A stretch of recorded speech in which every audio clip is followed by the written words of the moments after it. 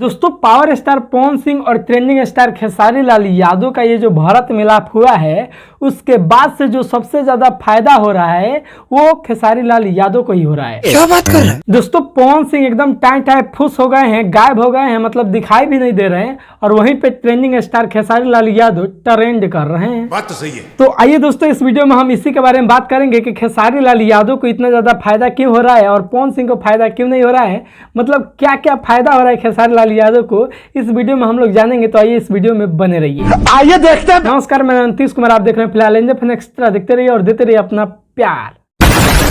अब देखो दोस्तों, खेसारी लाल यादव और पवन सिंह के बीच में मतलब जो मतभेद चल रहा था वो एक सुलह हो गया, मतलब भारत मिलाप हो गया और दोनों एक हो गए और सबसे ज्यादा फायदा खेसारी लाल यादव को हो रहा है। आइए बताते हैं कैसे। चलो भाई देखो अब मैं क्या करता हूँ। देखो सबको पता है कि पवन सिंह खेसारी के मुताबिक बहुत कम गाना गाते हैं और वहीं पे खेसारी लाल यादव मतलब भर भर के एकदम ले आकर फेंक ले है गाना, ले गाना ले गाना, मतलब एकदम गाना ले आकर एकदम छींट देते हैं। अब देखो जो ज्यादा काम करेगा, जो ज्यादा गाना गाएगा वो तो मार्केट में रहेगा। वैसे ही है खेसारी लाल यादव, और खेसारी लाल यादव तो बोलबम का तमाम गाना गाए हैं और तमाम गाना में मतलब बहुत सारा फ्लॉप हुआ। अगर फ्लॉप के बारे में जानना चाहते हैं तो ये वीडियो जाकर देख लीजिए। और उसके बाद से खेसारी भैया अच्छे अच्छे गाने लाते हैं बोलबम के और भैया सब गाना ट्रेंड करता है। ये हुई ना बात। दोस्तों इस साल के बोलबम का सबसे अच्छा गाना खेसारी भैया लेके आते हैं जिस गाने का नाम होता है फूल बेलपाता, और गाना आते ही ट्रेंड करने लगता है।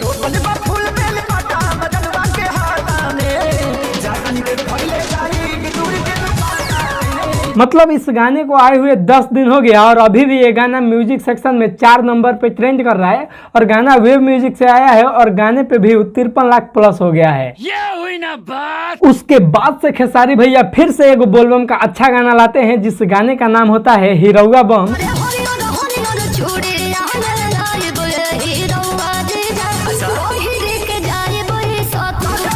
गाना खेसारी म्यूजिक वर्ल्ड से आता है और गाने को आए हुए लगभग 5 दिन हो गया और गाने पे 15 लाख प्लस व्यू है। और गानवा के सबसे बड़ बात ये है कि गानवा आते आते ट्रेंड करने लगता है और गानवा अभी भी 5 दिन हो गया और म्यूजिक सेक्शन में 6 नंबर पे ट्रेंड कर रहा है। जलवा है हमारा। फिर फिर उसके बाद खेसारी भैया एक और बोलबम का अच्छा गाना लाते हैं जिस गाने का नाम होता है भांग के सवाद।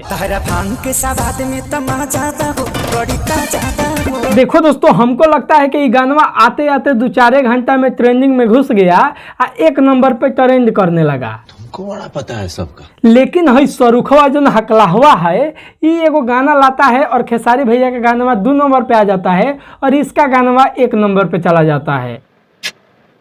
बहुत बुरा लगता है। लेकिन फिर भी खेसारी लाल यादव का वेब म्यूजिक से आया है ये गाना और गाने पे 19 लाख व्यू है और 2 नंबर पे ट्रेंड कर रहा है मेन सेक्शन में और म्यूजिक सेक्शन में भी 2 नंबर पे ट्रेंड कर रहा है। ये हुई ना बात। मतलब देख रहे हो खेसारी भैया का हर गाने में ट्रेंड कर रहा है। जलवा है हमारा। अब आइए दोस्तों हम आपको बताते हैं कि पवन खेसारी के भारत मिलाप के बाद खेसारी भैया को ही क्यों इतना ज्यादा फायदा हो रहा है। अच्छा अब दोस्तों आप लोग समझने का कोशिश करिए, पवन खेसारी एकजुट हो गए तो इन लोगों के फैन भी एकजुट हो गए।